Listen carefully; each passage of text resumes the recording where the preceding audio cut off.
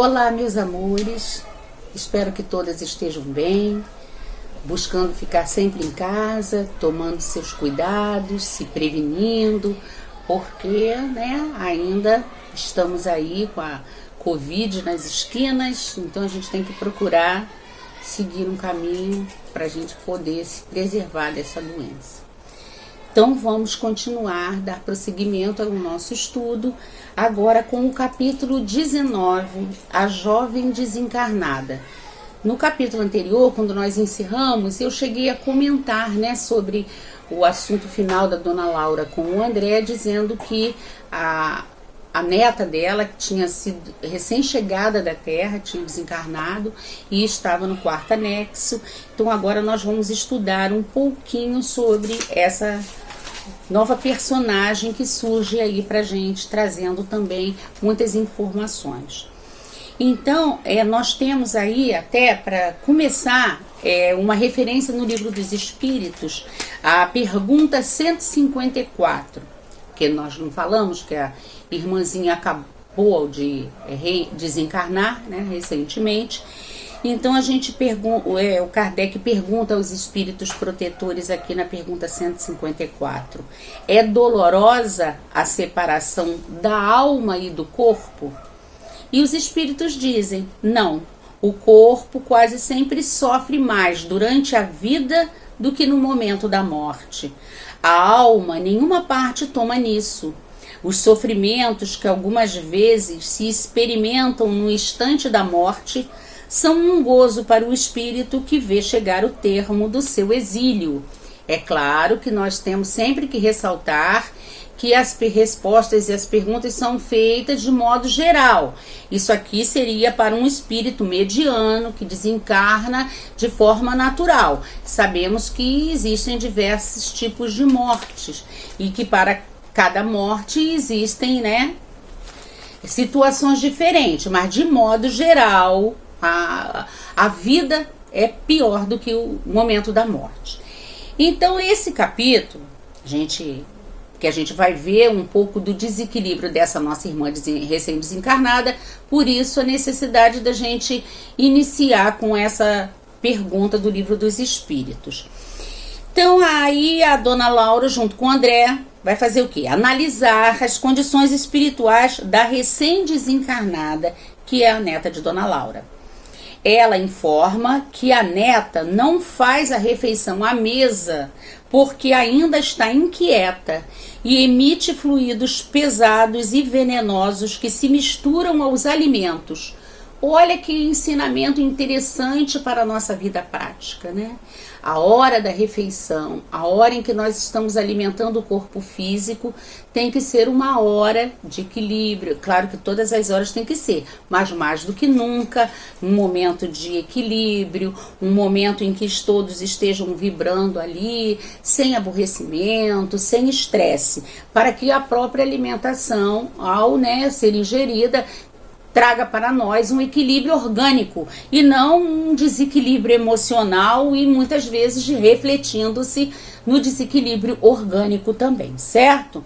Então ela não vem para a mesa onde está a Dona Laura, o André Luiz, o Lísias, a Judite, irmã do Lísias, exatamente porque ela estando ali na mesa, ela iria trazer um desequilíbrio, porque ela ainda está emitindo fluidos pesados e venenosos. Aí eu fui aqui neste livro, que eu também acho esse livro aqui, excepcional.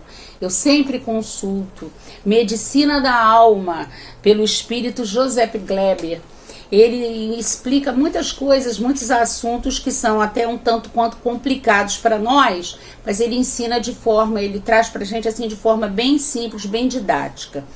Então ele vai falar aqui que os fluidos que compõem a atmosfera psíquica do orbe terreno e dos próprios fluidos disseminados pelo espaço sofrem influxo das mentes espiritualizadas ou não pela ação de sua vontade. Quer dizer, a gente está sempre uma troca, A gente está sempre absorvendo e emitindo fluidos, vibrações que vão se sintonizar exatamente com o nosso nível de sintonia, certo?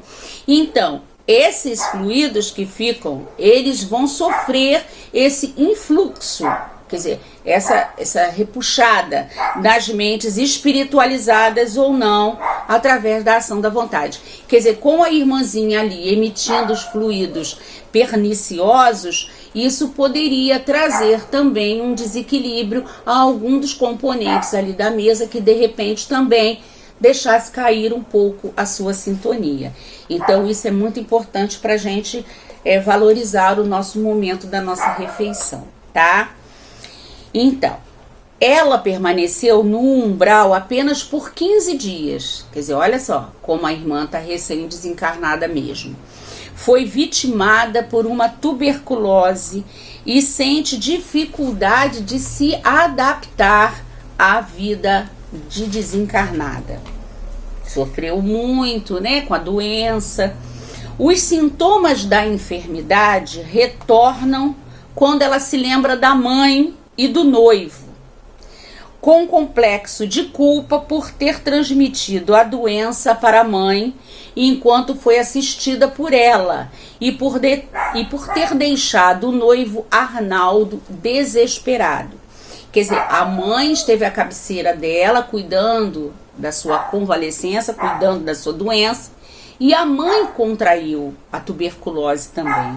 Então, a nossa irmã, esse é o motivo básico, né, dela estar em desequilíbrio, porque ela se culpa, ela se sente, né, culpada, compromissada pela mãe ter contraído a doença transmitida por ela, certo?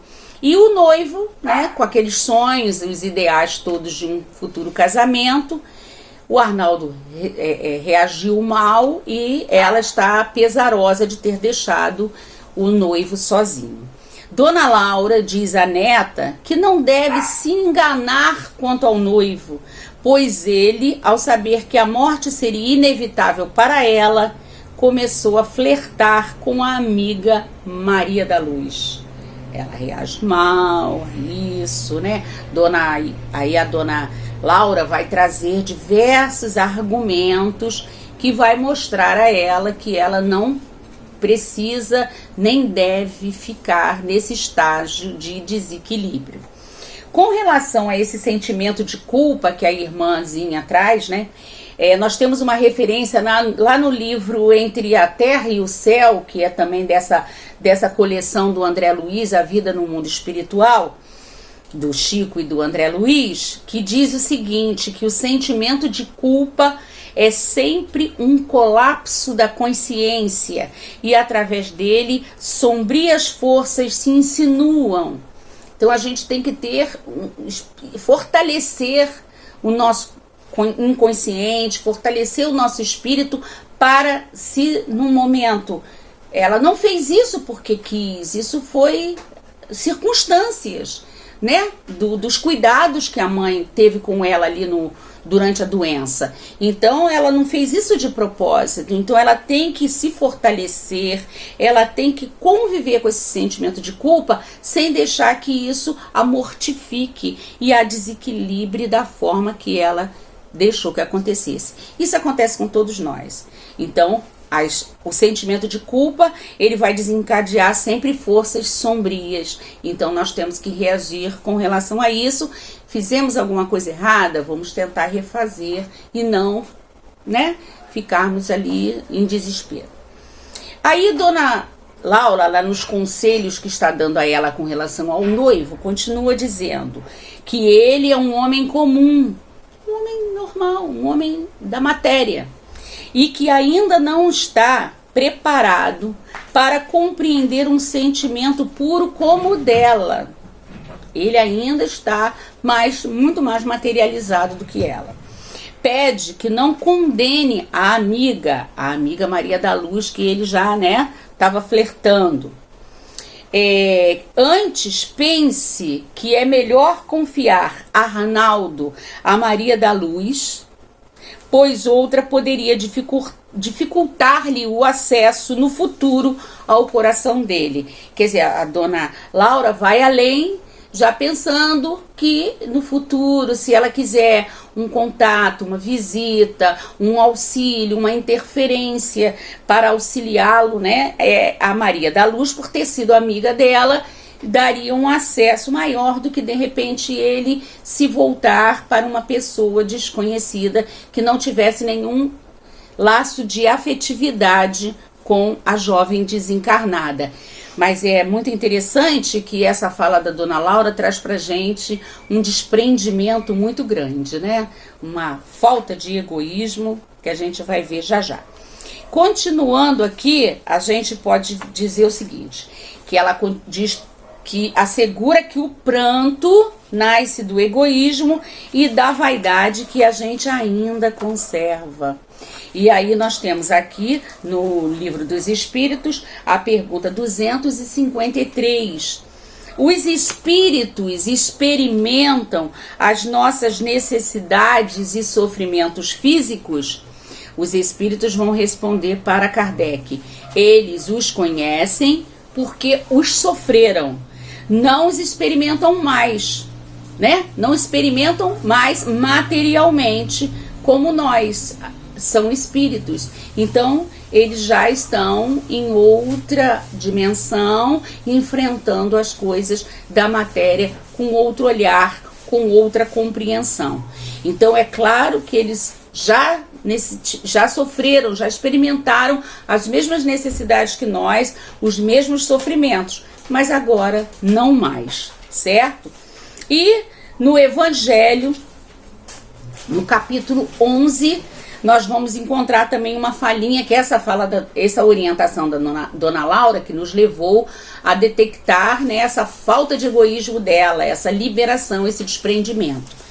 Então, lá no livro do Evangelho, nós vamos encontrar que o egoísmo, chaga da humanidade, tem que desaparecer da Terra, a cujo progresso moral obsta. Quer dizer, o que nos impede, nos é colocado como um obstáculo ainda, é o nosso próprio egoísmo. Esse filho do orgulho é o causador de todas as misérias do mundo terreno. É a negação da caridade e o maior obstáculo à felicidade do homem. Quer dizer, então a gente sabe que em todos os vícios humanos sempre vamos encontrar lá um pouquinho de orgulho e de egoísmo, as duas grandes chagas da humanidade. E a gente tem que tentar trabalhá-los e nos desligarmos deles o máximo que pudermos ainda nessa vida, né? Para que a gente, quando adentrar ao mundo espiritual, a gente esteja mais livre. Então, continuando falando, Dona Laura, ela continua dizendo que a neta enredou seu coração nas teias do amor próprio. Quer dizer, ela não queria desencarnar, deixar o noivo lá para formar um lar e uma família com a amiga. E que deveria estar em algum hospital de nosso lar, porque ela ainda estando nesse estado de desequilíbrio, quando ela foi resgatada, quando ela, né, e adentrou a colônia, ela deveria estar num hospital.